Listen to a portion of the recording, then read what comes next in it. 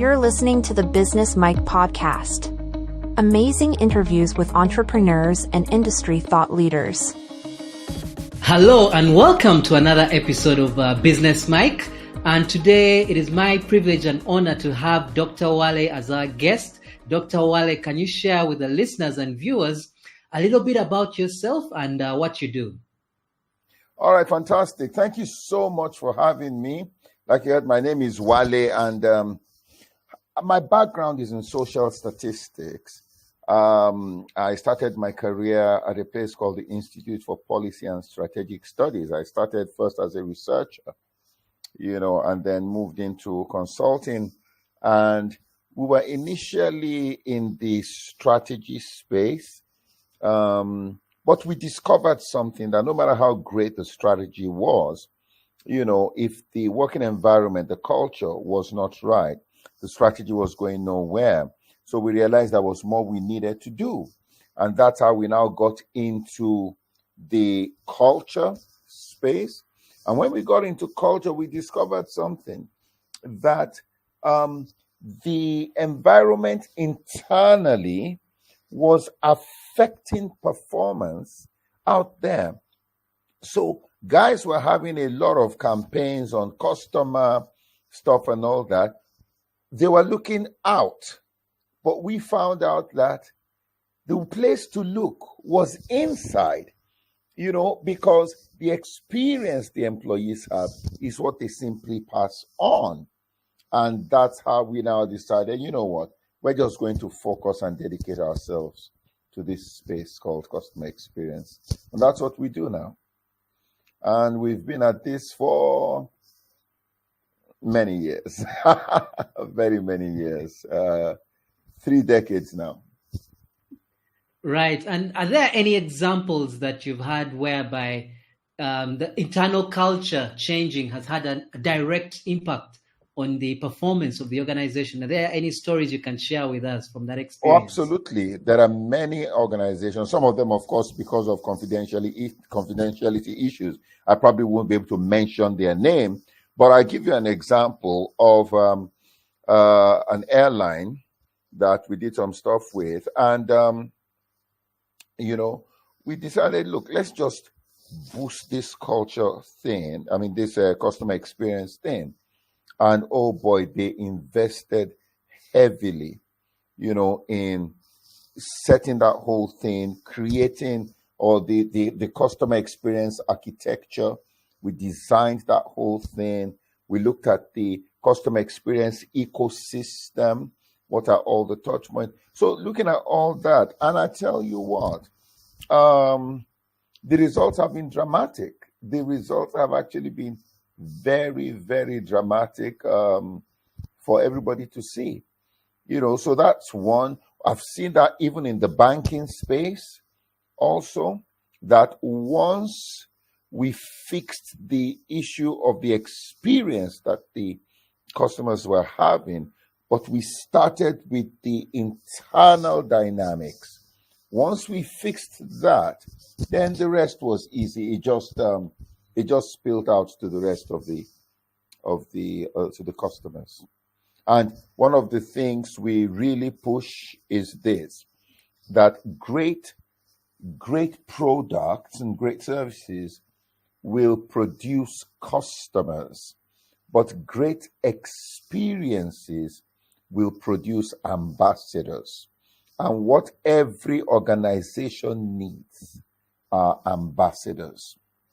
Because ultimately, the words of an unpaid ambassador is more powerful and more credible than the words of a paid salesperson. So we try to help our clients shift from customer service to ambassador service.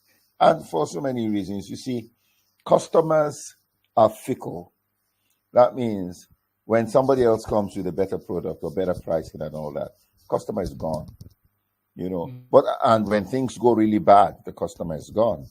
But the ambassador is there, and especially when things are not working well. There is a day, I've been brand ambassador for a number of organizations. And just by talking about them, my word is very credible. People believe, they want to know, what do you have to say? Now, let me give you an example. There's a hotel chain that I was their brand ambassador. And so I was working in Ethiopia, in Addis Ababa, the conference with about 250 CEOs from all over the world. It was a multinational, so their CEOs from different countries were there. And so I spoke about this hotel as a brand ambassador. I spoke, in glowing terms about them. Then the global CEO for the organization, he stood up and he said, you know what? I understand Wale's enthusiasm, but, I've been to that hotel and it's not all that. I said, oh my God, this guy has messed up my brand in front of 250 people. So I asked for a minute to speak. Whenever I'm training guys, I normally ask guys, if you were in my position, what would you do? What would you do? And, people come up with all sorts of things. But I had to think on my feet. I had to think very, very fast. And so I stood up. And this is the work of an ambassador. This is gone beyond a customer. So I said, when they allowed me to speak, I said, I got to agree with you that those rooms have really been, tacky. And I went on to describe the rooms even better than the CEO had done. I described it, and everybody was looking at me. Yeah. Then I said, and that is why you see, I'm part of it. I'm an ambassador.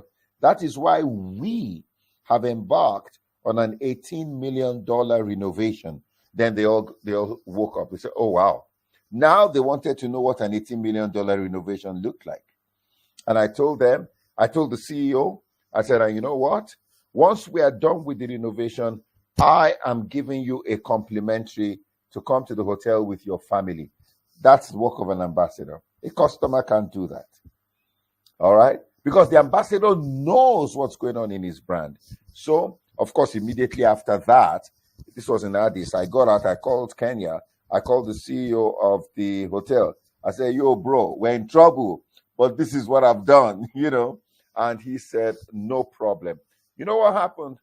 About a couple of months later, that CEO from that multinational, he went to the hotel, took me up on my complimentary offer.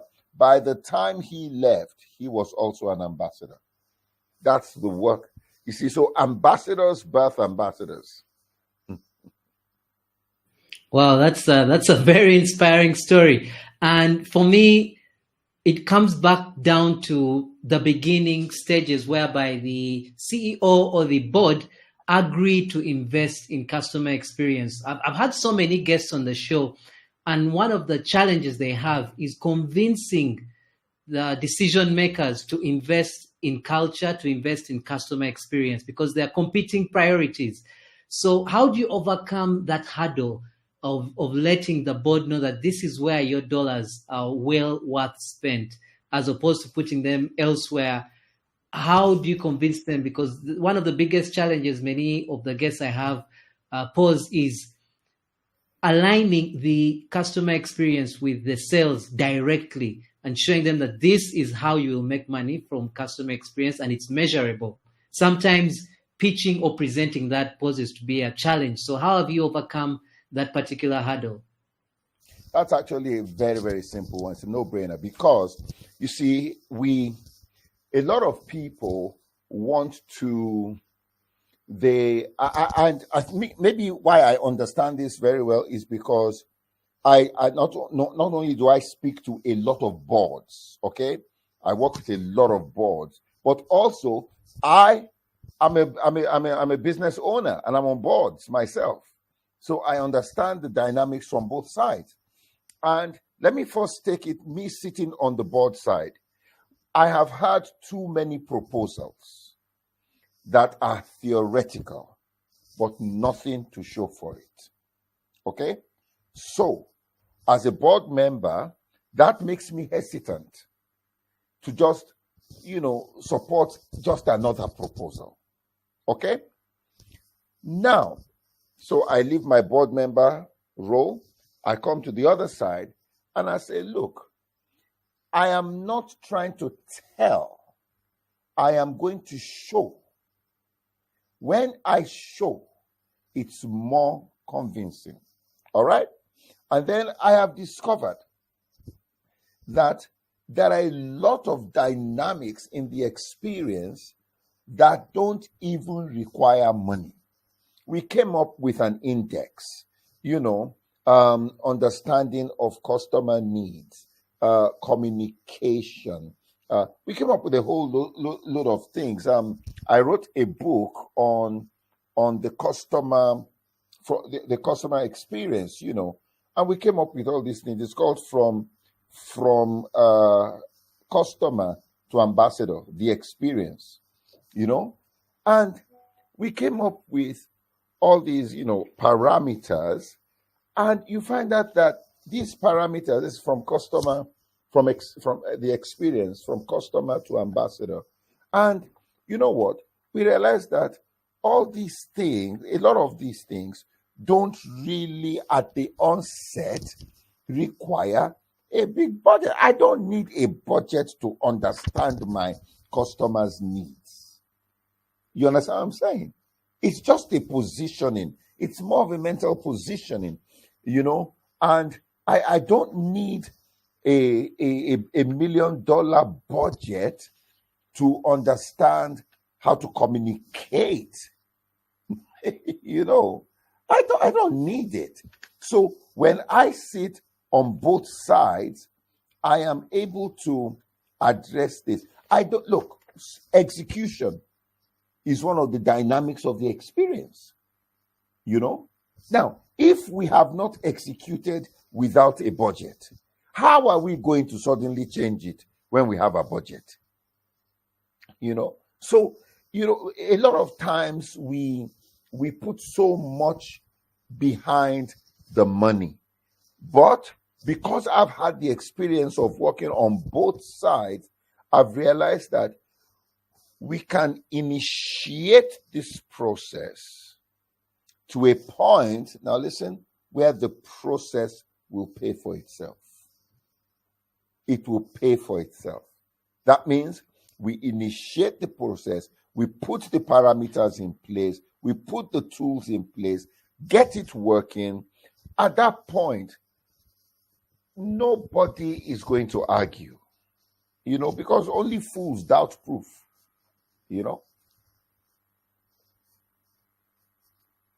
Well said. That's a very good explanation to that answer, to that question rather, that I posed earlier, because it encapsulates what the way you've said it is a very good way of approaching it, because you don't come at it from an angle of, look, we need X amount of money to run these programs, and that means it will result in better experience, which in turn means more customers. So you bring it from the point of view whereby you elaborate the need for a change in culture, like you say, the inward changes that have to be made to affect the customers, and how that in turn will drive the success of the business. And so without necessarily going into the money, and you're right, some of these programs are very not expensive, so to say. They don't necessarily require a lot of money to execute.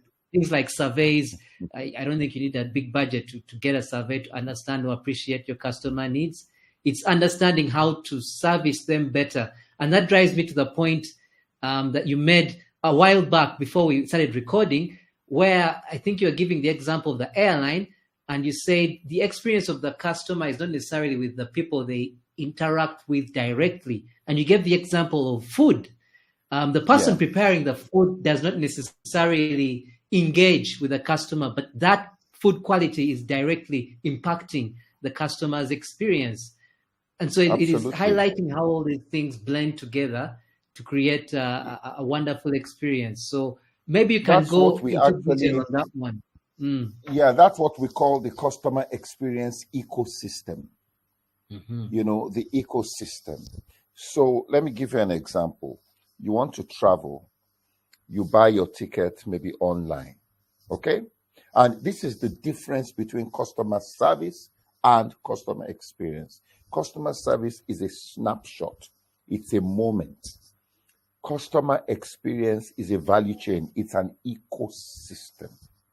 So you want to buy your ticket to travel, okay? You have a seamless experience on the website of the airline when you buy your ticket. That's service. Seamless. Then, so that's one point in the ecosystem. The next point in the ecosystem is probably when you are checking in. Okay? Now, you get to the counter, they take your luggage, you have another seamless system there. That's another service. So you've experienced 2 service points. Then the third one, you get on the flight, and the flight purser, the flight attendants welcome you. They are marvelous. They are so gracious and kind to you, and so that's the third service point. Okay? Now, then you get on board, and then the pilot is the best pilot ever. Okay? Now, that is the 4th service point. But you notice that of the 4 service points, one of them is not customer facing. That's the pilot. Okay? Then you have a 5th service point, which is the food. All right? Which is also not customer facing. The people that are responsible for that experience. Then you have another service point, which is the in-flight entertainment. The people that put that there are not customer facing. Okay? Now, the truth is this. If you get on that flight and everything is perfect, but the pilot gives you the worst ride of your life, even though he is not customer facing, and one thing you need to remember, and one of the things we tell people is that another word for customer experience is customer memories. Customer memories. When you look at it that way, it becomes less technical and it's easier. You are creating memories. All right? Now, the truth is this. Even if all the service points were excellent and you have one that was bad, human beings remember experiences at the lowest point. What they will forever remember about that flight was that pilot. Then maybe you land and your luggage is lost. Now, it doesn't matter if every other thing on that flight was fantastic. What people will always remember is, oh, that's the flight where my luggage got lost. Now, one of the mistakes a lot of companies make is that they have, this whole customer experience thing, they focus only on the customer-facing people. And that's where the problem is. Because a lot of times, when the experience is going to be messed up, it's going to be messed up by people who are not customer-facing. That is why it has to be cultural. That's why you cannot separate customer experience from culture change in an organization. Because everything has to be cultural. That way, and look, let me give you an example. You go to a bank. There's a security guard. He doesn't work for the bank, but he treats the customers badly. People will always remember that if you go to this bank, their guards treat you badly, even though he's not there. So what do people in charge of the managing the customer experience You need to also look at all those touch points. You need to sit down. That's part of what we do with our clients.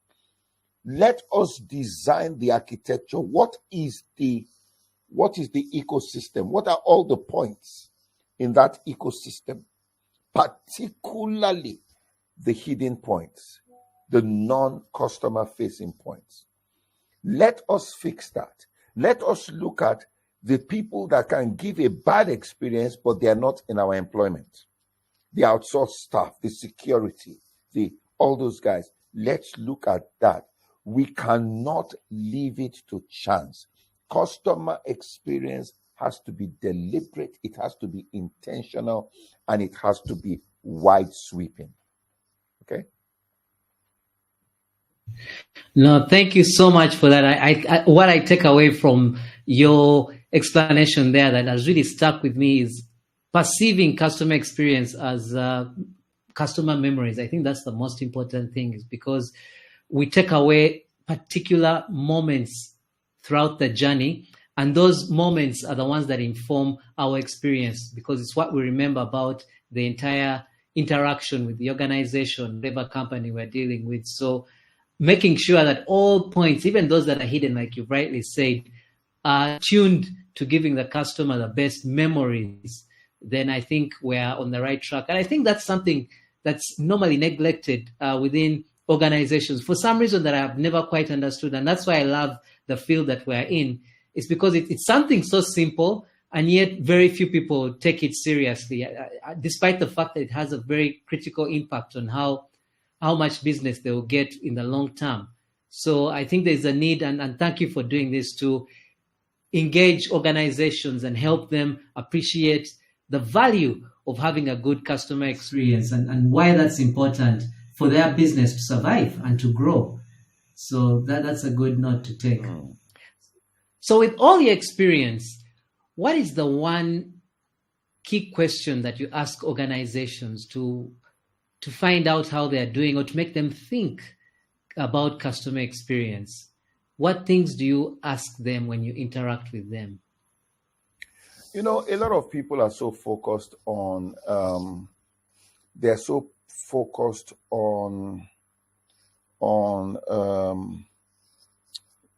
being on profits, being number one, market position, which is okay. But my question is this: if your only drive is to become number one, when you become number one, what will drive you? What will drive you? Whereas, if your drive from the beginning is to create the most awesome memories for our customers, you will never lack the motivation, because there is no end to that. And you see, one of the things people need to understand, and a lot of my clients don't get this, but they are now getting it because we are hammering it on them. And it is this: you have the customer of yesterday, and then you have the customer of today. The customer of yesterday was very patient. I mean, my goodness, I remember as a kid going to the bank with my mother, and just to cash a check, you're in the bank for half the day. The customer was so patient. The customer of yesterday was very forgiving. If things didn't go well, they just forgave you. The customer of yesterday was not too informed. Actually, it bordered on ignorance on a lot of things. All right? The customer of yesterday did not have many options. I grew up in an environment in Nigeria where we had just one TV station that started broadcasting at 6 p.m. and closed at midnight. You know, we didn't have options. Now, the customer of today is the opposite of the customer of yesterday. The customer of today is super impatient. The customer of today is super knowledgeable, probably knows more about your company than you do. The customer of today is unforgiving. Before you know what's happening, you'll be on Twitter trending. The customer of today has got options. think of number of people that are providing what you provide within a 1 mile radius of where you are. So, if we do not make the experience of the customer our top priority, remember, these are the same people that get upset when they post something on social media and you don't like it. These are the same people. Now, so if you don't get obsessed with the experience and the memories you are giving your customer, you are an endangered species. It's as simple as that. You are endangered because the customer of yesterday was very loyal. The customer of today is very promiscuous with their loyalties. They will move in a minute, So let me break it down in the simplest possible form. If 3 of us are selling the same product, at the same price, in the same place, maybe in the same mall. So product, price, place, we run similar promotions. At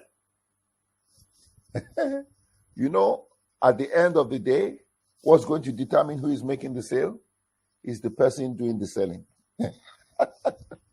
What is the experience that person is giving you? Because naturally, as human beings, we gravitate towards where we are celebrated, not where we are tolerated. All right? Wow. Well, thank you so much for that elaborate explanation. I think you've covered it perfectly well. And that unfortunately brings us to the end of the podcast. I wish I could have you much longer, but usually we tend to have these segments about 20 to 30 minutes long. But before we let you go, Dr. Wale, what advice would you give to anyone listening to this that is new to customer experience? What parting shot would you have for our audience as we wind up? That's very simple. Call Wale.